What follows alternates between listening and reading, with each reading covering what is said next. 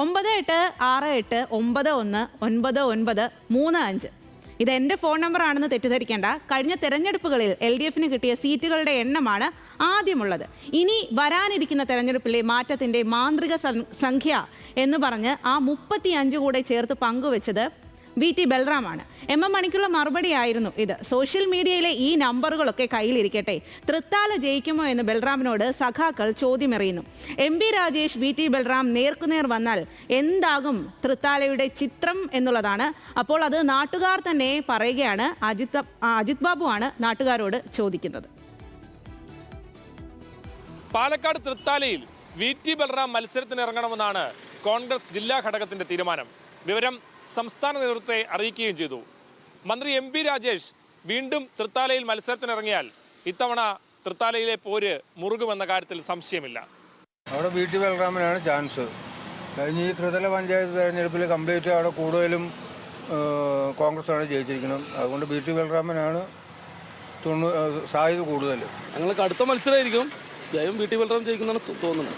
MB Rajesh കാരണം അയാളൊരു നല്ലൊരു മന്ത്രിയാണ്. അതിനുപരി ജനസമൂഹനാണ്.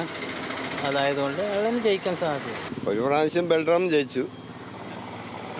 ഒരു പ്രാവശ്യം രാജേഷിനോട് ബൽറാം പരാജയപ്പെട്ടു. വീണ്ടും രാജേഷ് മത്സരിക്കുകയാണെങ്കിൽ വീണ്ടും ബൽറാമിനാണ് സാധ്യത കൂടുതൽ. ഇപ്പോഴത്തെ തരംഗം വെച്ചിട്ട് UDF അധികാരത്തിലെത്താനുള്ള സാധ്യത ഉണ്ടല്ലോ. സ്വാഭാവികമായിട്ടും VT ബൽറാമിനൊരു സാധ്യത ഉണ്ട്. സാധ്യത ഇപ്പോൾ നോക്കുമ്പോൾ LDF എതിരാണ് ജനങ്ങൾ പറയണത്. അതുകൊണ്ട് മിക്കവാറും ടൈറ്റായിരിക്കും. രണ്ടുപേർക്കും ടൈറ്റാണ്, യാതൊരു സംശയമില്ല. കഴിഞ്ഞ പ്രാവശ്യം തുച്ഛ വോട്ടിനാണ് ജയിച്ചത്. പക്ഷേ ഇപ്രാവശ്യം അതെന്താ ടൈറ്റാണ്. VT ബൽറാം ആണെങ്കിൽ MB രാജേഷിനെ ജയിക്കാൻ സാധ്യതയുണ്ടാവും. വികസനവും കാര്യങ്ങളും ഇപ്പോൾ കേരളത്തിൻ്റെ മന്ത്രിയാണല്ലോ. MB രാജേഷിന് പാലക്കാട് മത്സരിച്ചൂടെ? അയാളുടെ വീട് ഇവിടുന്ന് 4 കിലോമീറ്റർ അപ്പുറത്തല്ലേ ഉള്ളൂ. അപ്പോൾ സ്വന്തം നാട്ടിൽ ജനങ്ങളുടെ വിശ്വാസം ഇല്ലാണ്ടല്ല അവിടെ പോയി വെച്ചിട്ട്. സ്വന്തം നാട്ടിലെ വിശ്വാസമുള്ള ആളാണ്, സ്വന്തം നാട്ടിൽ നിൽക്കട്ടെ. ഞാൻ നിങ്ങളുടെ നാട്ടുകാരനാണ്, ഞാൻ നിങ്ങളോടൊപ്പം ഉണ്ടാവും. പാർട്ടി നോക്കണ്ട, ഞാൻ നിങ്ങളുടെ നാട്ടുകാരനുണ്ട്, അയാൾക്ക് ഇവിടെ മത്സരിക്കാലോ. MB രാജേഷ് ഇല്ല, VT ബൽറാം തന്നെ. പ്രതീക്ഷിക്കുന്നത് പോലെ സ്ഥാനാർത്ഥി പ്രഖ്യാപനം ഉണ്ടായാൽ തൃത്താല ഇത്തവണ സംസ്ഥാനത്താകെ ശ്രദ്ധിക്കുന്ന പോരാട്ടം നടക്കുന്ന മണ്ഡലമാകുമെന്ന കാര്യത്തിൽ സംശയമില്ല. ക്യാമറമാൻ രമേശ് റാമിനൊപ്പം അജിത് ബാബു, ന്യൂസ് മലയാളം.